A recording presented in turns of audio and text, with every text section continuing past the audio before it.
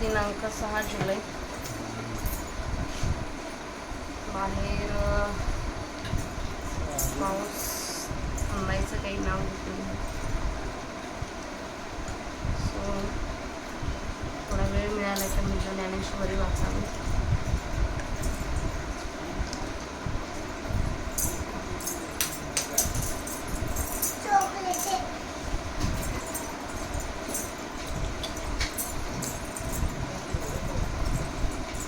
आपण सकाळी 14व्या अध्यायातील 66 ओव्यांचं वाचन केलं होतं. आता तिथून पुढच्या 50 किंवा त्याच्यापेक्षा थोड्या जास्त ओव्या आपण मी वाचण्याचा प्रयत्न करेन. वक्रतुंड महाकाय सूर्यकोटी समप्रभ निर्विघ्नं कुरु मे देव सर्वकार्येषु सर्वदा अलंकापुरी पुण्यभूमी पवित्र तिथे नांदतो ज्ञान राजा सुपात्र त्या आठविता महापुण्यराशी नमस्कार माझा सद्गुरू ज्ञानेश्वराशी.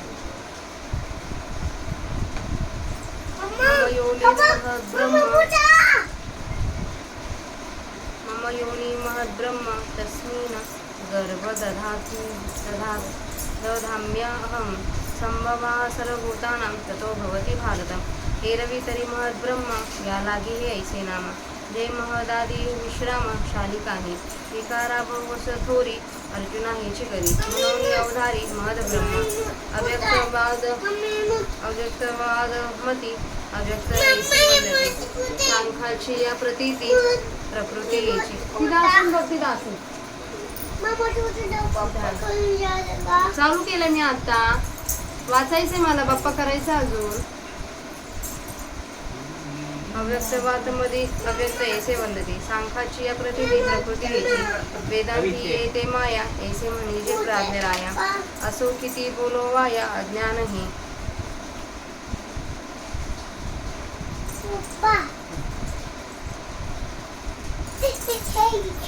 आपला आपण क्रिया विसरजो धनंजया तोचे रूपये अज्ञानासी आणि काही एक असे जे विचार वेळेला दिसे वाती पाहता जैसे अंधारे का हालविलियाय जाये निश्चळी तरी होय दुधी जैसे सायेस दुधाची ते पै जागरू ना स्वप्न ना स्वरूप अवस्थान ते सुषुप्ती का धन जैसी होय कानवियता वायुते वांजे आकाश ऋते तया ऐसे निरुते अज्ञानगा पैल खांब का पुरकू ऐसा निश्चय नाही ऐकू परी कायनी नो आलोकू दिसत असे देवी वस्तू जैसी असे तैसी किरण दिसे परी काही अनारिसे देखी जिना ना राती ना तेज ते संधी जेवी साध देवी विरुद्ध ना निज अज्ञान आधी ऐसी कोणी एकदशा ये वादू अज्ञान ऐसा तया गुंडलिया प्रकाशा क्षेत्रज्ञ नावा अज्ञान थोरिये जाणीजे आणि जे आपण ते करी नेनिजे ते रूप जाणीजे क्षेत्रज्ञाचे हाची उभय येऊ बुझे बापा सांगू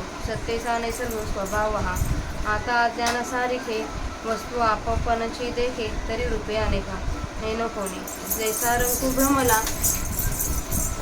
आता रिमोटीचा अंजरा आवाज थोडा बारीक कर. जैसा रंकू भ्रमला म्हणे जा रे मी रावो आला का मूर्छित गेला स्वर्ग लोका ते वाढला माझे देवी लचकलिया देठी मग देखणे जे उठी तया नाव सृष्टी मीची वै पैगा जैसे का स्वप्न मोहा तो एकाकी देखीच्या भोवा तोची पाडू आत्मया स्मरणे विन असे हेची आणि भांती प्रमय उपलव पुढली परी तू प्रतीती याचे घेपा तरी माझी हे गृहिणी अनादी तरुणी अनिर्वाच्य गुणी अविद्या ही इथे नाही हेचे रूप ठाणेही अतिमप हे निद्रिता समेप चेता दुरी पै माजिनीची अंगे पवडल्याही जागे आणि संता संभोगे पूर्विनी होया मग ब्रह्म उदरी प्राकृती आठे विकारी गर्भाची करी पेलोली उभय संगू पहिले बुद्धितत्व प्रसवले बुद्धितत्व भारले होय मना तरुणी ममता मनाची ते अहंकार तत्वरची तेने महाभूतांची अभिव्यक्ती होय आणि विषेंद्रिया गौसी स्वमावे तव भूतासी म्हणून येती सरिसी हेही रूपा झाले निविकार क्षोभे पाठी त्रिगुणाचे उभे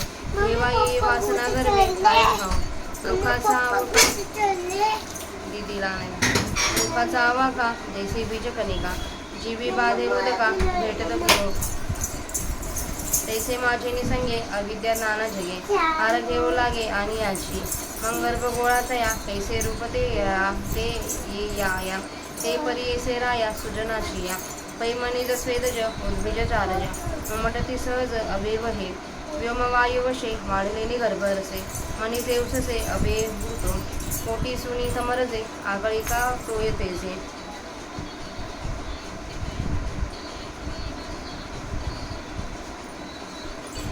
उठिता निफजे स्वेदेजुगा आप पृथ्वी उत्कटे आणि तम मात्र निकृष्टे स्थावर उमटे उद्भिजुहा पाचा पाच विरजी होती मन बुद्ध्यादी साजी ही हे तुजारीजी ऐसे जाण ऐसे चारी हे सरळ कर चरण तळ महाप्रकृती तुळ तेचे शिर प्रवृत्ती पेलेले पोट निवृत्ती ते पाठीनीट सूर्ययोनी अंगे आठ ऊर्ध्वांशी कंठ उल्हासता स्वर्ग नृत्य लोक मध्य अर्धभागू अधो देशू सांगू नितंभूतो ऐसे लेकरू एक प्रसवली दे देखा जयाचे तिने लोक बाळसेगा 84 लक्ष योनी ती एक कांडा 13 साधनी वाडे प्रतिदिनी बाळक हे नाना देहावयवी नामाची लेड लिळवी मोहस्तने वाढवी नीच नेविने दृष्टी वेगवेगळी ती या करांगरी आंघोळिया भिन्नाभिमान सृदलिया मुदिया येलेले हे कलवते चराचर अभिचारित सुंदर रसवली थोर थोरावली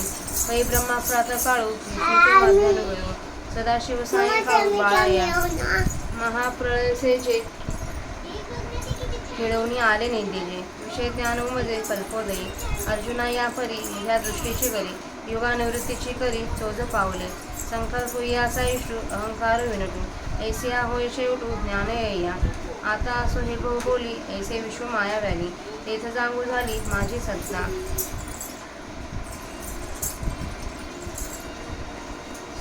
सर्व योनिषु कमथेय वर्तया संभवितया तासां ब्रह्म महोद्योनिरहं बीजप्रदाः पिताः या कारणे मी पिता महत् ब्रह्म माता अपत्य पंडुसुता जगडंबरू आता शरीरे भोवते देखोनी न भेद हो चित्ते जे मन बुद्ध्यादी पुरुते एकीचे येते हा गा एकीचे देही काय अनारिसे अवयवले नाही ते विचित्र विश्व पाही एकच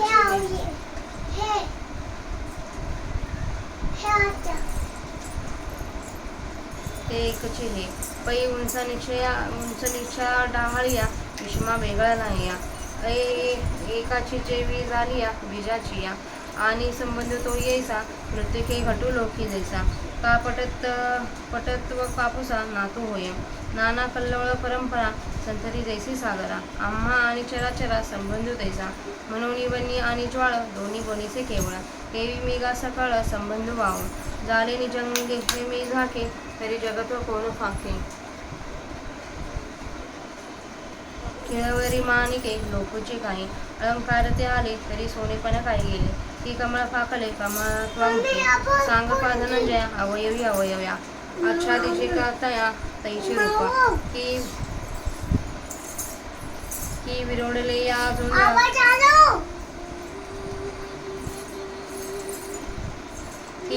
या जोंधळा कनिसाचा निर्वळा मेचुला की आगळा दिसत असे म्हणून जग परावते सारुनी पाहिजे माते तैसा नवखी ते आगवे मीची हातू सासू कार निश्चयाचा खरा गाठी बांधवीरा जीवाची आता मियम जताविला शरीरी वेगळा लया गुणी मीची बांधला ऐसा आवडे जैसे स्वप्नी आपण उठवणी आत्मस्मरण भोगी जय गाजान कपिध्वजा का कवळा ते डोळे प्रकाशुनी पिवळे देखी तेही गळे तयासीची नाना सूर्यप्रकाश प्रकटे ते अग्रभासे तो लोकला हेही दिसे सूर्यचेही पै आपण पेनी झालिया छाया गा आपुलिया बिहोनी बिहालिया आना आहे तैसी ये नाना देहे दावणी मी नाना होई तेथ ऐसे बंधू आहे तेही देखे बंधुकान बंधुजे हे जाणणे मज माझे नेनुनी उपजे आपलेने तरी कोण गुणे कैसा मजची मी बंधू ऐसा आवडे ते परी असा अर्जुन देवा गुण किती किंधर्म काही अया रूपनामा हे झाले हे वर्म अवधारिजे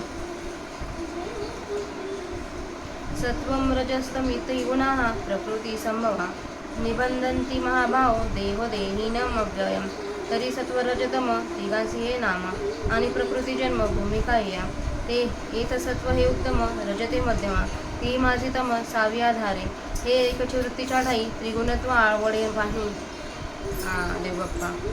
वय सात्रे देई एकी जेवी जेवी का मिनलेली क्रीडे जव चौकत वाढे तव तव सोनेही न पडे या पाचिका कसी पैसावतपण जैसे वाहिविले आळसे सुषुप्ती बैसे घाणवाणी तैसे आज्ञा नांगीकारे निघाली वृत्ती विखरे ते सत्वरजद्वारे तमही होये अर्जुना गाजान या नाम गुण आता दाखवू पुन्हा बांधी ते दे तरी क्षेत्रज्ञ दशे आत्मा मोटका पैसे हे देह मी ऐसे मुहूर्त खरी आजन्म मरणांतरी देहधर्मी समसी महत्वाची स्तुती घेना जावे जैसी मीनाच्या तोंडी पडेना जवळ मुंडी तव गळा सुडी जळ पारदी तत्र सत्वं निर्मलात्व प्रकाशक मनामयम सुखसंगेन वधांती ज्ञानसंगेन चाणक तेवी सत्विके लुब्धके सुख ज्ञानाची पाशके ओढजती मग फुडके मृग जैसा मग ज्ञाने चडपडी जाणीवेची कुरकुडी स्वयंसुख हे धाडी हाती चेगा तेव्हा विद्यमान तोके लाभ मात्र हरिके मी संतुष्ट हेही देखे श्लाघो लागे म्हणे भाग्य ना माझे आजी सुखे नाही तुझे विकाराष्टके पुंजे सात्विका क्षेने आणि येईनही न सरे लाखन लागे दुसरे जे विद्वतेचे भरे भूत अंगे आपण पंची ज्ञानस्वरूप आहे ते गेले हे दुःख न वाहे ती विषय ज्ञान होय गगन एवढा राहो जैसा स्वप्नी रंकपणे रिगे धानी तो दो दानामणी इंदू नामी तैसे गा देहातीता झाले ध्येयवंता हो लागे पंडुसुता बाह्य ज्ञानी प्रवृत्तीशास्त्र बुजे यज्ञ विज्ञा उमजे किंबहुना सुजे स्वर्गवरी आणि म्हणे आज यान मी वाचुनी नाही सज्ञान चातुर्य चंद्र गगन चित्त माझे ऐसे सत्व सुखज्ञानी जीवाचे लावणी खाणी बैलाची करीवाणी पांगुळाची या आता हाची शरीरी रजे जिया करी बांबीजे ते अवधारी सांगी जेला. इथे आपल्या 159 ओव्यांचं वाचन झालंय. आता आपण त्यांचं मराठी अर्थ बघूया.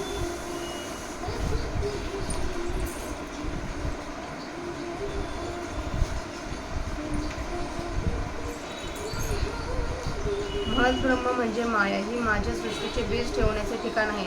तिच्यामध्ये मी जगत दुप्तीचे बीज ठेवतो. हे अर्जुना, त्यापासून सर्व भूतांची उत्पत्ती होते. सहज विचार करून पाहिले तर याला अज्ञानाला महद्ब्रह्म असे नाव आहे. महत्त्वाधिक तत्वांना हे विश्रांती स्थान आहे. कारण अर्जुना, हेच विकारांना पुष्कळसे वाढवते, म्हणून हे महद्ब्रह्म आहे असे समज. अव्यक्तवादी लोकांच्या मताप्रमाणे याला अव्यक्त असे म्हणतात व सांख्यांच्या अनुभवाप्रमाणे हीच प्रकृती होय. हे बुद्धिमंतांच्या राजा अर्जुना, वेदांती लोक हिला माया असे म्हणतात. उगीच पाळला किती करावायचा. तर हे बोलणे राहू दे. थोडक्यात सांगायचे म्हणजे हे अज्ञान आहे. अजून नाही आले. हे अज्ञान आहे. अर्जुना, आपल्याला जो विसर पडतो तेच या अज्ञानाचे रूप आहे.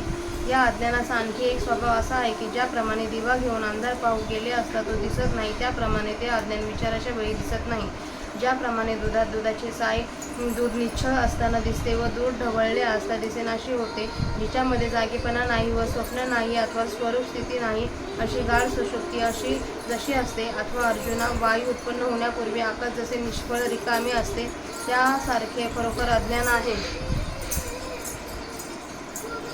जेथे यथार्थ स्वरूपाचे भान नाही अथवा विपरीत देहादिकांचे भान नाही, अशी जी स्फुरणरहित अवस्था, त्यासच अज्ञान म्हणावयाचे. पलीकडे दिसत आहे तो खांब आहे का पुरुष आहे असा एक निश्चय होत नाही. काय भास होतो हे कळत नाही, परंतु दिसत आहे हे खरे. त्याप्रमाणे ब्रह्मवस्तू जशी असते तशी खरोखर दिसत नाही, परंतु काही विपरीत दिसत असेल तर तेही दिसत नाही.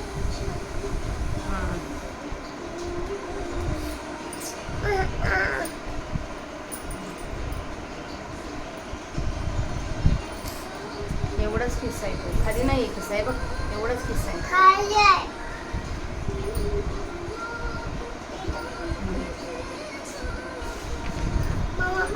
हा अशू बोलू नको तू नाही बसत मोबाईल. हा बसत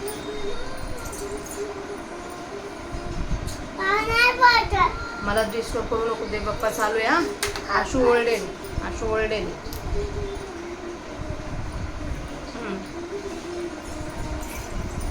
पलीकडे दिसत आहे तो खांब आहे का पुरुष आहे असा एक निश्चय होत नाही. काय भास होतो हे कळत नाही, परंतु दिसत आहे हे खरे. त्याप्रमाणे ब्रह्मवस्तू जशी दिसते तशी खरोखर दिसत नाही, परंतु काही विपरीत दिसत असेल तर तेही दिसत नाही. रात्र नाही व दिवस नाही, त्या वेळेला जशी सांजवेळ म्हणतात, त्याप्रमाणे ज्या अवस्थेत विपरीत ज्ञान नसते अथवा स्वरूप ज्ञान नसते, केवळ अज्ञान असते, अशी कोणी एक अवस्था आहे, तिला अज्ञान असे म्हणतात. आणि त्या अज्ञानाने गुंडाळलेला जो चित प्रकाश, त्याला क्षेत्रज्ञ असे नाव आहे. आता क्षेत्रज्ञाचा स्वभाव सांगतात. अज्ञानास महत्त्व आणावे आपल्या स्वरूपाला तर जाणू नये, ते क्षेत्रज्ञाचे स्वरूप जाणावे. हा क्षेत्रज्ञ व क्षेत्र या दोघांचा संबंध आहे, तो तू बाबा चांगला समज. हा अज्ञानाशी संबंध असणे हा सत्तेच्या सामान्य चैतन्याचा सहज स्वभाव आहे. आता वस्तू आपणच आपल्या अज्ञानाप्रमाणे म्हणजे दृश्यत्वाने व नानात्वाने पाहते, परंतु कोणत्या किती अनेक रूपांनी पाहते कळत नाही. जसा एखादा भ्रमिष्ठ झालेला दरिद्री मनुष्य म्हणतो की जा रे मी राजा झालो आहे, अथवा एखादा मूर्छा असलेला मनुष्य भ्रमाने आपण स्वर्गास गेलो आहोत असे मानतो. त्याप्रमाणे आत्मस्वरूपावरून दृष्टी पसरल्यावर मग जे जे दृश्य पुढे मांडले जाते त्याचेच नाव मी सृष्टी प्रसवतो. ज्याप्रमाणे एकटा निजलेला पुरुष स्वप्नाच्या प्रमाणे आणि पदार्थ रूपाने आपणाला पाहतो, ती स्थिती आत्म्याची आपल्या स्वरूपाच्या स्मरणाची अभावी होते. हीच गोष्ट दुसऱ्या प्रकाराने पुन्हा उघड सांगू, परंतु हे सर्व मी सृष्टीला प्रसवतो वगैरे स्वप्नाप्रमाणे नित्य आहे, ही दृढ प्रतीती आत ठेवून तू ऐक. तरीही अविद्या माझी विवाहित स्त्री आहे, ती अनादी आहे, परंतु तो तारुण्यात आहे व हिच्यामध्ये जे गुण आहेत ते सांगता येणे शक्य नाही. ती सत असत विलक्षण अनिर्वाचनीय आहे. हिला वस्तुतः अस्तित्व नसणे हेच हिचे स्वरूप आहे. आकाराने किंवा व्याप्तीने ही अमर्याद अफाट आहे. ही अविद्या स्वरूपी निजलेल्यांना जवळ आहे व स्वरूपी जागे असलेल्यांना दूर आहे. परंतु मी स्वतः झोपलो म्हणजे ही जागृत असते. स्वरूप ज्ञानाच्या गैरहजेरीत अविद्येचे व्यवहार चालतात. माझ्या सत्तेचा आश्रय करून ही ब्रह्मांडे पोटात साठवून गरोदर होते. महद्ब्रह्म आपल्या उदरामध्ये प्राकृत 8 विकारांनी जगद्रूप गर्भाची वाढ करते. उभयांच्या माझ्या व मायेच्या संघात प्रथम बुद्धितत्व जन्मास आले. ते बुद्धितत्व रजोगुणाने भरले गेले म्हणजे मन तयार होते. मनाची तरुण स्त्री जी ममता ही अहंकार तत्वास तयार करते व त्या योगाने पंचमहाभूते स्पष्ट दशेस येतात आणि विषय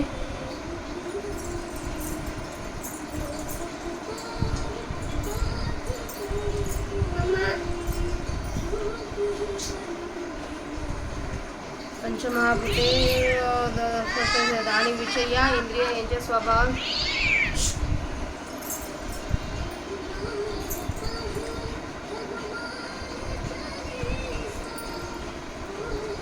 विषय व इंद्रिय ही तयार झाल्यानंतर ही देखील त्या भूतांबरोबर आकारास येतात. पंचभूते विषय व इंद्रिय ही तयार झाल्यानंतर मागील सूक्ष्म प्रकृतीपासून उत्पन्न झालेल्या 8 विकारांच्या हालचालीने त्रिगुणांचा तयार झालेला हा गर्भपिंड व्यक्त होतो. त्यावेळीच वासनेत सूक्ष्म रूपाने राहिलेला जीव जसा असाव्यास पाहिजे तसा त्या गर्भपिंडात प्रवेश करतो.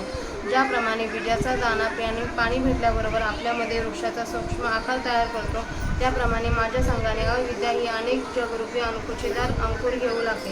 हे सुजनांच्या राजा अर्जुना, त्यावेळी मग त्या गर्भगोलाचा आकार कसा व्यक्त होतो ते ऐक. तेव्हा अडज, स्वेदज, उद्भिज आणि जारज असे हे अवयव स्वभावतः उमटतात. मनीष हा अवयव आकाश व वायू यांच्या योगाने गर्भरस वाढल्याने उत्पन्न होतो. अरे तम व रज हे दोन गुण पोटात घालून आणि तेज यांचे आधिक्य झाले असता स्वेदज हा अवयव उत्पन्न होतो. आप आणि पृथ्वी यांच्या आधिक्याने आणि केवळ नीच अशा तमोगुणाने स्थावर असा उद्भिज उत्पन्न होतो. पंचमहाभूते ही सर्वच आपापसात सहकरिता करतात आणि मन व बुद्धी इत्यादी ज्ञान साधने तर करीत होतात. ही मनुष्यादी जारज योनी उत्पन्न होण्याची कारणे आहेत असे समज. याप्रमाणे ह्या 4 भूतयोनी हे ज्यांचे सरळ 4 हात व पाय आहेत व स्थूल जो महाप्रकृती हे ज्याचे मस्तक आहे, प्रवृत्ती हे ज्याचे पुढे आलेले पोट आहे व निवृत्ती ही नीट सरळ पाठ आहे व अष्टदेव योनी ही ज्याची कवरेवरची अंगे आहेत, आनंदभरीत असा जो स्वर्ग ज्याचा गळा आहे, मृत्यूलोक ही ज्याची कबर आहे व पाताळ ज्यांचा चांगला कमरे मागचा पृष्ठभाग आहे. अर्जुना त्याचे वळसे तिन्ही लोक पाहतात. तिन्ही लोक आहेत असे एक मूल ही प्रसवली आहे पहा. 84 लक्ष योनी ह्या ज्याच्या ज्या बालकाच्या काड्यांचे व पेऱ्यांचे सांधे आहेत असे हे बालक दिवसेंदिवस वाढत आहे. माया ही त्या बालकाच्या देहाच्या निरनिळ्या अवयवांवर नामांचे अलंकार घालते व मोहरूपी दुधाने ती माया या बालकाला नित्य नवेपणाने वाढवते. वेगवेगळ्या सृष्ट्या त्या बालकांच्या हाताची व पायांची बोटे आहेत व प्रत्येक योनीत असणारे निरनिळ्या अभिमान त्या पोटात घातलेल्या अंगठ्या आहोत. स्थावर जंगमात्मक जगदरूपी एकुलते एक व अविचारकाली सुंदर वाटणारे असे हे मोठे बालक, त्याला जन्म देऊन ही माया वाढली.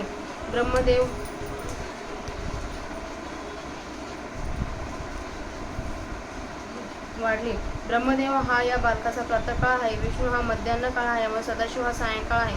हे बालक खेळून आले म्हणजे महाप्रळयरूप शेजेवर निसते व पुन्हा कल्पाच्या आरंभी भेदज्ञानाने जागे होते. अर्जुना, याप्रमाणे हे बालक मिथ्यादृष्टीच्या घरात युगांच्या मालिकांची पावले कौतुकाने टाकणे. या बालकाचा संकल्प हा आवडता आहे व अहंकार हा खेळगडी आहे. अशा या बालकाचा शेवट नाश ज्ञानाने होतो. आता हे फार बोलणे राहू दे. वर वर्णन केल्याप्रमाणे माया ही सर्व जगताला जन्म देते. या क्रमात त्या मायेला माझ्या अधिष्ठानाचा आधार मिळतो. हे कौंतेया, सर्व योनीमध्ये जी शरीरे निर्माण होतात त्या सर्वांचे कारण आई माया आहे आणि बीज पेरणारा पिता मी आहे. या कारणास्तव मी बाप, महत ब्रह्म ही आई व अर्जुना जगदंबर हे मूल आहे. आता निरनिराळी शरीरे पाहूया. तुझ्या चित्तात भेद येऊ देऊ नकोस, कारण की या सर्व शरीरात मन, बुद्धी, अहंकार व पंचमहाभूते ही जी जगातील 8 तत्वे आहेत ती एकच आहेत. अरे अर्जुना, एकाच देहामध्ये निरनिराळे भिन्न भिन्न आकाराचे अवयव नाहीत काय? त्याप्रमाणे हे विचित्र विश्व एकच आहे असे समज. ज्याप्रमाणे वरच्या खालच्या व भिन्न भिन्न आकाराच्या अशा वेगवेगळ्या ढाळ्या एकाच बीजाच्या झालेल्या असतात आणि आमचा या जगाशी संबंध आहे, पण तो देखील कसा आहे म्हणून म्हणशील तर मृत्तिकेचे मूळ जसा घट अथवा कापसाचे नातवंड जसे वस्त्रपण आहे अथवा लाटांची परंपरा ही जशी समुद्राला संतती आहे तसा आमचा व चराचराचा संबंध आहे. म्हणून अग्नी व ज्वाळा हे दोन्ही जसे केवळ एक अग्नीच आहेत, त्याचप्रमाणे मीच सर्व जग आहे व हा सर्व संबंध मिथ्या आहे. झालेल्या जगाने जर मी झाकला गेलो तर जगपणाने कोण प्रकाशतो? माणसाच्या तेजाने माणिक लोपले जाते काय? सोने हा अलंकार दशेला आला असता त्याचे सोने पण जाते काय? अथवा कमळ उमलले असता कमळत्वाला मुक्ते काय? अवयव ही अवयवाकडून झाकला जातो की अवयव हेच त्या अवयवाचे रूप आहे? अर्जुना, सांग बाबा. जोंधळाचा कण पेरून त्याला अंकुर फुटून कणीस परिपक्व झाल्यावर तो पहिला पेरलेला दाणा नाहीसा झाला का पुष्कळ पटीने वाढला? म्हणून जगाचा निराश करून मला पाहावे तसा मी नाही तर सर्वांसकट मीच आहे. हे वीरा अर्जुना, तू आपल्या अंतःकरणात या सिद्धांताचा दृढ निश्चय कर. आता निरनिराळ्या शरीरात माझे प्रकाशन माझ्याकडून होते आणि त्या शरीरामध्ये गुणांनी मीच बांधला गेल्यासारखे दिसतो. हे अर्जुना, ज्याप्रमाणे स्वप्नामध्ये आपले मरण आपण आपल्या कल्पनेने तयार करून त्या स्वकल्पित मरणाचे दुःख आपण स्वतःच बघतो, अथवा एखादी पांढरी वस्तू पिवळी दिसली म्हणजे आपल्यास कावीळ झाली असे समजते. हे कावीळ झाल्याचे ज्ञान आपल्या डोळ्यांमुळे होते व तेच डोळे पिवळेपणाचे प्रकाशन करतात. अथवा सूर्य आपल्या प्रकाशाने ज्या वेळेस आपल्यावर आलेल्या ढगांचे प्रकाशन करतो त्यावेळेस ते ढग आपणास विसरतात व सूर्यबिंबावर आलेल्या ढगाने सूर्यच झाकून टाकलेले हे आहे हे देखील सूर्याच्या प्रकाशामुळे समजते. अर्जुना, आपल्यापासूनच झालेल्या छायेला भ्याले असता ती छाया भ्यालेल्या पुरुषाहून काही वेगळी आहे का? तर नाही. म्हणजे त्या छायेचे प्रकाशन आपणच केले आहे. त्याप्रमाणे हे अनेक देह दाखवून प्रकाशून मी अनेक होतो आणि त्या अनेक शरीरात मीच गुणाकडून बांधला गेलो आहे असे जे वाटते त्या वाटण्याचेही प्रकाशन मीच करतो. माझे मला यथार्थ ज्ञान असणे हे गुणांचे बंध दिसत आहे म्हणून त्या बंधाकडून न बांधले जाण्यास कारणीभूत होते व आपल्या यथार्थ स्वरूपाच्या अज्ञानाने बंध उत्पन्न होतो. तर अर्जुन देवा, कोणत्या गुणाने व कसा मलाच मी बंध नाही असे वाटते ते ऐका. गुण किती आहेत, त्याचे धर्म काय, त्यांचे नाव व रूपे काय व ते कोठे उत्पन्न झाले हे वर्म आहे. सत्व, रज व तम असे हे गुण आहेत व ही प्रकृती यांची जन्मभूमी आहे. हे महाभावो, हे गुण देहामध्ये अविनाशी जो देह आत्मा त्याला बंधन करतात असे दिसते. तरी सत्व, रज, तम या तिघांनाही गुण म्हणतात आणि प्रकृती ही त्यांची जन्मभूमी आहे. या 3 गुणात सत्वगुण हा उत्तम आहे, रजोगुण मध्यम आहे व तमगुण हा सहज कनिष्ठ आहे. ज्याप्रमाणे एका देहाच्या ठिकाणी वयाच्या 3 अवस्था बाल्य, तारुण्य आणि वार्धक्य भासतात त्याप्रमाणे एकाच अंतःकरण वृत्तीच्या ठिकाणी त्रिगुणत्व भासते असे समज. अथवा हिनकच धातू सोन्यात मिसळला असता जसजसे त्या सोन्याचे वजन वाढत जाते तसतसे सोने 5 रुपये तोळा किमतीपर्यंतच्या कसाचे हलके होते. आळसामुळे सावधपणा नाहीसा झाल्यावर मग गाढ झोप दृढ होऊन बनते त्याप्रमाणे अज्ञानाचा अंगीकार करून बाहेर पडलेली वृत्ती ज्या वेळेस फैलावते त्यावेळेस ती सत्व रजत होऊन तम देखील होते. अर्जुना, यांना गुण असे म्हणतात असे समज. आता हे गुण आत्म्याला कसे बांधतात ते वर्म दाखवतो. तर आत्मा हा जीवदशेत थोडासा प्रवेश करतो व न करतो, अज्ञानाचा थोडासा स्वीकार करतो न करतो, तोच हा देह मी आहे असे म्हणण्यास आरंभ करतो. जन्मापासून तो मरणापर्यंत सर्व देहधर्माच्या ठिकाणी ममत्वाचा जन्म मरण वगैरे जे देहाचे सर्व धर्म आहेत ते माझे आहेत असा अभिमान घेतो न घेतो, तो ज्याप्रमाणे माशाच्या तोंडात आमिष पडल्यावर लगेच धीवरगाळास हिसका देतो, त्यामध्ये सत्वगुण निर्माण असल्यामुळे प्रकाश करणारा हा उपद्रव रहित आहे. हे पापरहिता तो सत्वगुण सुखाच्या मी सुखी व ज्ञानाच्या मी ज्ञानी या दोन पाशांनी प्राण्याला बद्ध करतो. त्याप्रमाणे सत्वगुण रूपी पारध्याकडून सुखरूपी व ज्ञानरूपी पाश ओढले जातात. मग हरिण जसा पारध्याच्या पाशात अडकतो तसा तो सुख आणि ज्ञान या पाशात अडकतो. नंतर ज्ञानाने चरफडावयास लागतो व जाणीवरूपी लाथा झाडतो आणि अरे आपल्यापाशी असलेले आपले आत्मसुख आपणच व्यर्थ घालवतो. तेव्हा विद्येने व मानाने संतुष्ट होतो आणि कोणताही लाभ झाला तर आनंद पावतो. आपण संतुष्ट आहोत हेही पाहतो व आपणास धन्य मानतो आणि म्हणतो माझे भाग्य उत्तम नाही काय, आज माझ्यासारखा दुसरा कोणी सुखी नाही असे अष्टसात्विक भावांनी गर्वाला चढतो. आणि एवढ्याने संपन्न नाही तर त्याच्या मागे दुसरे बंधन लागते, ते हे की त्याच्या अंगात विद्वत्ता रूपी भूताचा संचार होतो. हा माद्या आपण स्वतः ज्ञानरूप आहोत, ते आपले ज्ञानरूपच गेले.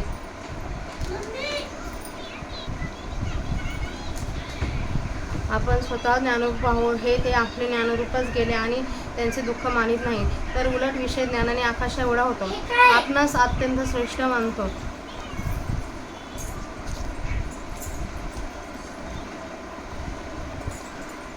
आपणास अत्यंत श्रेष्ठ मानतो.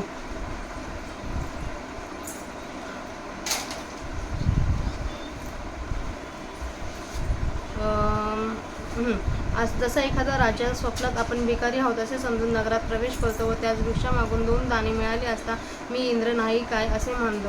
अर्जुना, देहातीत जो आत्मा त्याने देहाशी तादात्म्य केल्यावर त्याला बाह्य ज्ञानाने तसे होऊ लागते. संसारबद्ध शास्त्रे तो जाणतो. यज्ञविद्या त्यास समजते. फार काय सांगावे, त्यास स्वर्गापर्यंत सर्व दिसते आणि सांप्रत माझ्यापासून दुसरा कोणी जाणता नाही व माझे चित्त हे चातुर्यरूपी चंद्राला आकाश आहे असे म्हणतो.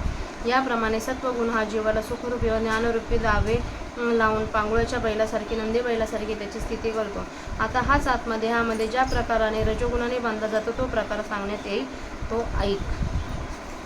अशा रीतीने आपल्या इथे 159 ओव्यांचं वाचन झालेलं आहे. झालेली माऊलींची सेवा माऊलींच्या समाधीवर अर्पण करूया आणि सेवेला स्वल्पविराम देऊया. रामकृष्ण सर्व.